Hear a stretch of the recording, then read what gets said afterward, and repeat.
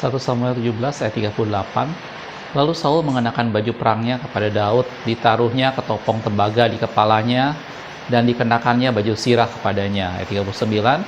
Lalu Daud mengikatkan pedangnya di luar baju perangnya, kemudian dia berikhtiar berjalan, sebab belum pernah dicobanya. Maka berkatalah Daud kepada Saul, "Aku tidak dapat berjalan dengan memakai ini, sebab aku belum pernah mencobanya." Kemudian ia menanggalkannya. Ayat 40. Lalu Daud mengambil tongkatnya di tangannya, dipilihnya dari dasar sungai 5 batu yang licin, dan ditaruhnya dalam kantung gembala yang dibawanya, yakni tempat batu-batu, sedang umbannya dipegangnya di tangannya. Demikianlah ia mendekati orang Filistin itu. Oke, shalom. Ayat yang bersama kita baca adalah cerita dalam firman Tuhan bagaimana peristiwa pada saat itu Daud mengalahkan Goliat, yang saya yakin ceritanya sangat populer gitu ya. Bagaimana ini menjadi suatu peristiwa, bagaimana seorang Daud yang masih muda pada waktu itu dia mengalahkan Goliat yang tinggi besar dan membuat tentara Israel gemetar pada waktu itu. Tapi pada video ini saya akan menyorot satu bagian sederhana dalam cerita ini, bagaimana pada waktu itu Daud mencoba meyakinkan pada Saul bahwa dia bisa menghadapi Goliat. Dia terbiasa membebaskan kawanan domba yang diterkam oleh beruang, dan dia melepaskan itu semua, dan dia berkata bahwa Tuhan akan melepaskan dia dari tangan Goliat. Dan kata-kata Daud ini cukup meyakinkan kepada Saul, sehingga akhirnya Saul mengizinkan Daud berperang gitu ya. Kalau Anda baca cerita sebelumnya, Anda tahu bahwa peristiwa ini terjadi pada waktu itu adalah Saul sedang berperang melawan orang Filistin, dan kemudian Goliat sebagai salah satu pahlawan perang dari Filistin menantang untuk berduel 1 lawan 1 gitu ya. Dan 3 orang kakak Daud yang paling tua, yaitu Eliab, Abinadab, dan yang satunya lagi, mereka ada dalam peperangan bersama dengan Saul. Dan kemudian Daud yang adalah seorang gembala disuruh oleh ayahnya supaya menengok ketiga kakaknya tadi, bawakan makanan buat mereka. Dan pada saat Daud sampai di medan perang, sampai di tempat kakak-kakaknya berkumpul, Daud mendengar bagaimana orang Filistin tadi, yaitu Goliat, mengejek barisan umat Tuhan, dan itu membuat hati Daud merasa tertantang untuk dia melakukan sesuatu untuk membela nama Tuhan.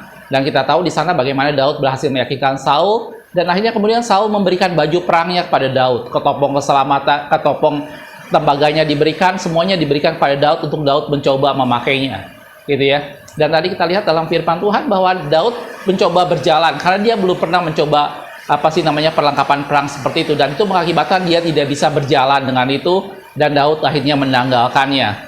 Dan lanjutannya kita lihat bagaimana dia kemudian mengambil 5 batu licin dari dasar sungai dengan umban yang dipegang di tangannya, gitu ya. Peristiwa Daud dengan Goliat ini sesuatu hal yang sudah sangat sering kita dengar. Tapi yang menarik dalam cerita ini, salah satu bagian yang saya mau sorot adalah ada sesuatu yang Daud lakukan yang di luar kebiasaan, gitu ya. Ada sesuatu yang Daud lakukan di mana orang pada zaman itu, pada saat mereka berperang, maka perlengkapan perang itu menjadi sesuatu hal yang penting, gitu ya. Itu menjadi satu standar yang tidak bisa ditolak, gitu ya. Seorang yang mau berangkat berperang, dia harus mengenakan baju sirah, dia harus mengenakan ketopong, dia harus mengenakan ikat pinggang dengan pedang yang ada di sananya. Semuanya itu merupakan suatu standar yang harus diikuti untuk seseorang berperang demi keberhasilan sebuah peperangan, demi keselamatan orang yang bersangkutan, gitu ya. Tetapi di sini kita bisa melihat bahwa satu pribadi yang namanya Daud ini, dia tidak melakukan itu semua, bahkan itu membuat dia tidak bisa bergerak, membuat dia tidak bisa berjalan.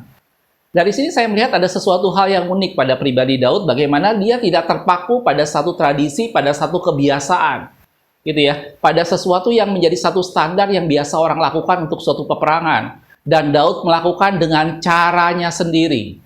Daud melakukan dengan cara yang dianggap inilah yang Tuhan ajarkan pada dia selama ini. Dan kita lihat kemudian kelanjutannya bagaimana akhirnya Daud memenangkan sebuah pertempuran, dan itu menjadi sesuatu yang luar biasa, gitu ya. Kalau Anda perhatikan dari cerita 1 Samuel 17 tadi, kakak Daud yang paling tua yaitu Eliab sempat memarahi Daud pada saat Daud datang sana membawa makanan untuk menengok dia, gitu ya. Sampai Eliab berkata, "Aku tahu keberanianmu dan hatimu yang jahat." Padahal sebenarnya Daud memang seorang yang berani, tetapi hatinya tidak jahat, gitu ya. Dan kemudian Eliab memarahi Daud, "Kenapa kamu meninggalkan domba-domba yang digembalakan?" Gitu ya. Tapi dari sini kita bisa melihat bagaimana seorang Daud yang berani melakukan sesuatu di luar kebiasaan, dan dia berhasil memenangkan sebuah pertempuran, dan akhirnya nama Tuhan dipermuliakan atas barisan Israel. gitu ya. Dan di sini saya ini sama-sama melihat tentang pentingnya untuk kita melakukan sesuatu yang tidak hanya terpaku pada suatu kebiasaan, pada suatu tata cara, pada suatu tradisi, pada suatu standar tertentu yang selama ini kita gunakan. Gitu ya. Ada banyak cara dalam firman Tuhan di mana Allah memakai seseorang dengan cara yang unik. Ada banyak hal dalam firman Tuhan di mana Allah bekerja melalui seseorang dengan cara yang tidak biasa. Dan tadi kita lihat bagaimana Daud, seorang yang tanpa pakaian perang, seorang tanpa baju sirah, seorang tanpa ketopong dan tanpa pedang, berhasil mengalahkan Goliat yang tinggi besar dan sangat berpengalaman dalam hal berperang. Gitu ya. Itu hal yang pertama yang kita lihat dalam contoh dalam firman Tuhan tentang bagaimana Allah bisa memakai seseorang untuk dengan sesuatu cara yang unik, yang di luar kebiasaan, yang di luar suatu tradisi. Gitu ya. Contoh yang lain mungkin Anda lihat dalam firman Tuhan tentang bagaimana Paulus. Kita tahu bahwa Paulus yang adalah Saulus waktu itu dengan kekuasaan penuh hendak menganiaya umat Tuhan. Dan dalam perjalanan ke Damsyik kemudian dia melihat cahaya dan akhirnya Paulus bertobat pada waktu itu. Dan kemudian datang firman Tuhan kepada Ananias untuk mendoakan Paulus supaya Paulus akhirnya bertobat, selaput di matanya gugur dan Paulus penuh Roh Kudus dan kemudian dibaptis. Dan Anda tahu apa yang terjadi kemudian? Setelah itu maka Paulus dia berapa hari di Damsyik dan dia mulai mengajar jalan Tuhan. Gitu ya. Kita akan lihat ayatnya saudaraku.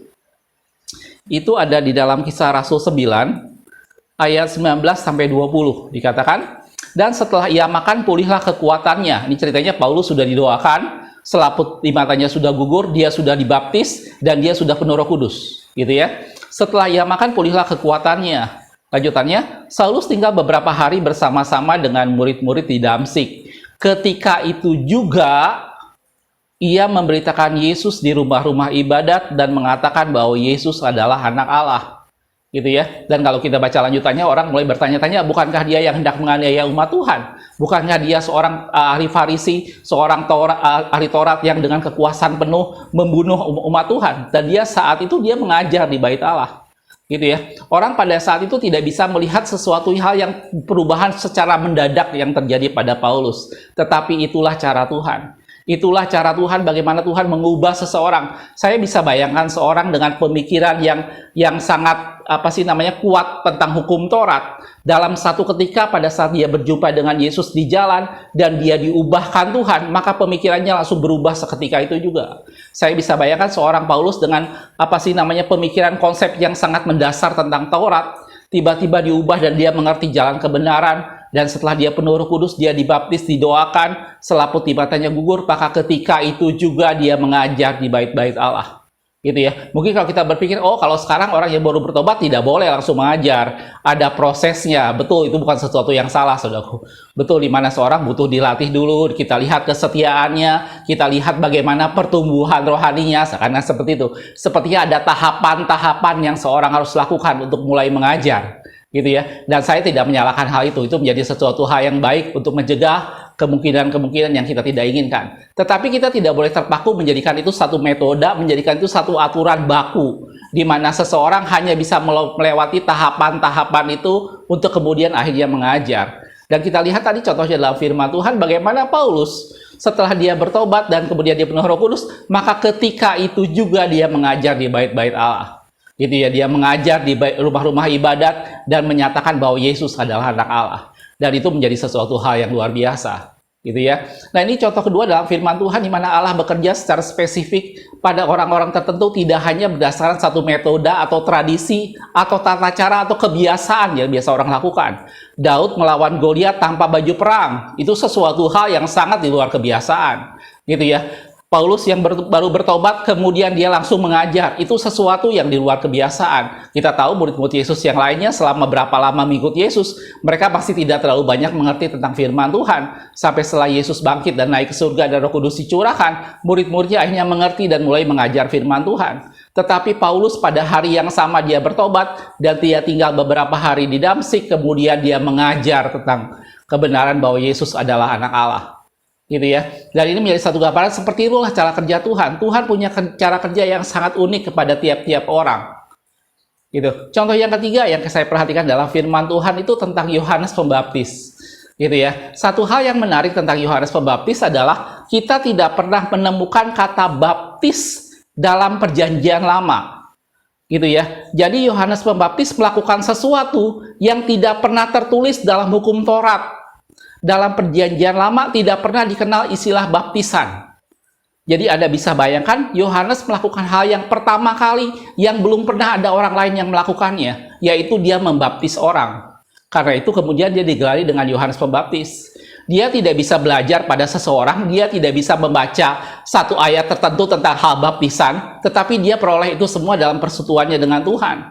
Dia peroleh itu semua pada saat dia ada di padang gurun dan dia bersekutu dengan Tuhan. Pada saat itu dia mengerti tentang arti baptisan air. Gitu ya. Kita lihat satu ayat saudaraku tentang Yohanes Pembaptis. Di Matius 3 ayat 11 dikatakan, "Aku membaptis kamu dengan air sebagai tanda pertobatan." Saya udah bilang tadi, baptisan tidak pernah kita jumpai dalam Perjanjian Lama. Jadi dalam hukum Taurat kita tidak mengenal istilah baptisan.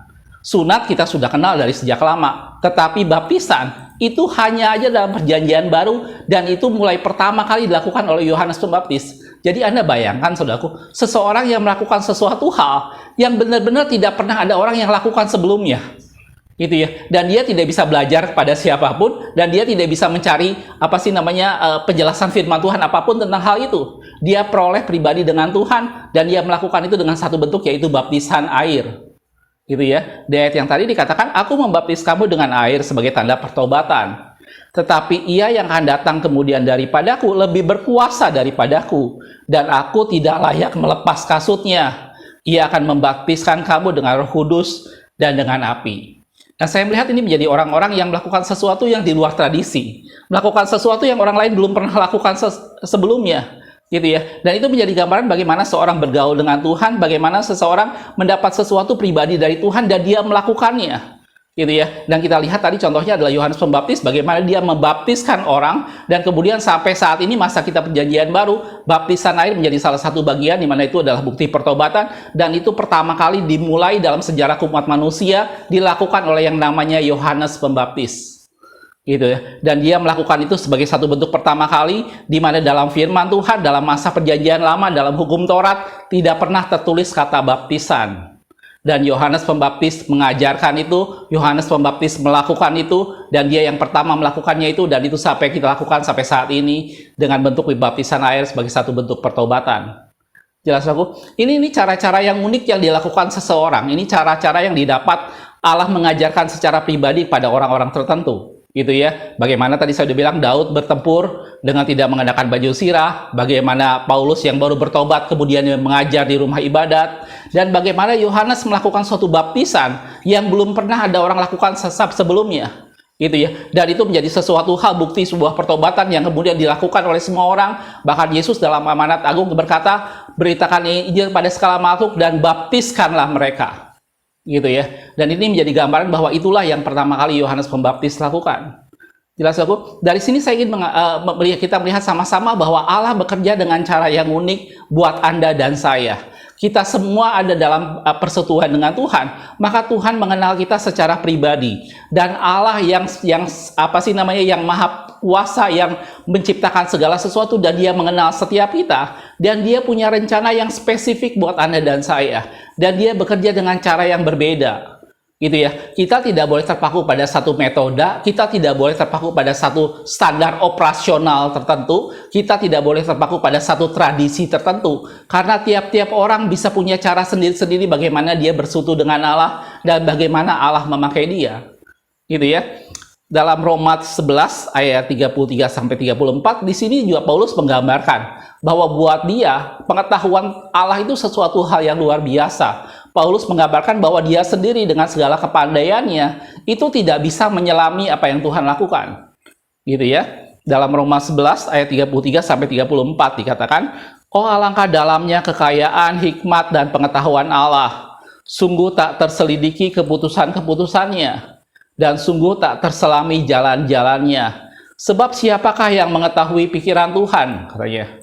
"Atau siapakah yang menjadi penasehatnya?" Buat dia, pribadi Allah menjadi satu pribadi yang luar biasa, yang hikmatnya tak terselami. Dan Paulus katakan, "Yang kuhendaki adalah mengenal dia dan kuasa kebangkitannya, supaya aku dapat persekutuan dalam kematiannya, dan aku bisa beroleh kebangkitan bersama dengan dia." gitu ya. Dan ini menjadi sesuatu hal seperti itulah luar biasanya Tuhan dengan Anda dan saya. Seringkali manusia membuat aturan tata cara yang sebenarnya tidak salah dan itu baik, tetapi itu seringkali membelenggu kita. Seringkali membuat kita kaku dengan aturan-aturan di mana itu yang harus kita ikutin, dan seperti itulah yang disebut dengan pertumbuhan. Tetapi hati-hati saudaraku bahwa Anda dan saya, kita semua Tuhan bisa pakai dengan cara yang berbeda. Kita semua Tuhan bisa pakai dengan cara yang unik. Karena setiap manusia itu unik di hadapan Tuhan, dan Tuhan memperhatikan Anda dan saya satu persatu. Dan Dia menebus kita, dan Dia mempunyai rencana buat Anda dan saya secara pribadi. Mari temukan panggilan Tuhan yang khusus buat Anda dan saya. Jangan cuma sekedar mengikuti arus, jangan cuma sekedar menjadi Kristen rata-rata yang saya pernah jelaskan sebelumnya, gitu ya. Dan satu hal juga saya pernah sebutkan bahwa dalam firman Tuhan, Daud banyak melakukan sesuatu hal yang memang unik di luar kebiasaan. Tetapi itulah yang menggambarkan kasihnya dia kepada Tuhan. Itulah yang menggambarkan bagaimana Tuhan berkenan atas kehidupan Daud, gitu ya. Dan nanti kita lihat contoh yang lain dalam firman Tuhan, bagaimana Paulus, bagaimana Yohanes Pembaptis. Jelas, saudaraku?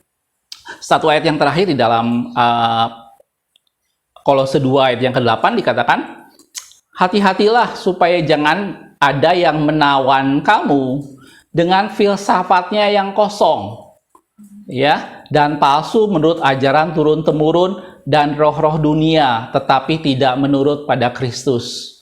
Dan saudaraku, di sini Paulus memperingatkan, hati-hati jangan ada orang yang menawan kita. Kata menawan di sini bukan berarti tertawan secara fisik, saudaraku, tetapi tertawan secara pemikiran, tertawan secara secara kejiwaan dan mentalitas. Bagaimana dia tertawan di sana dengan filsafat yang kosong dan palsu, gitu ya, menurut ajaran yang sebenarnya dilakukan hanya turun-temurun dan suatu menjadi satu kebiasaan, tetapi pada dasarnya tidak menurut pada Kristus. Kristuslah yang menjadi utama yang harus kita cari.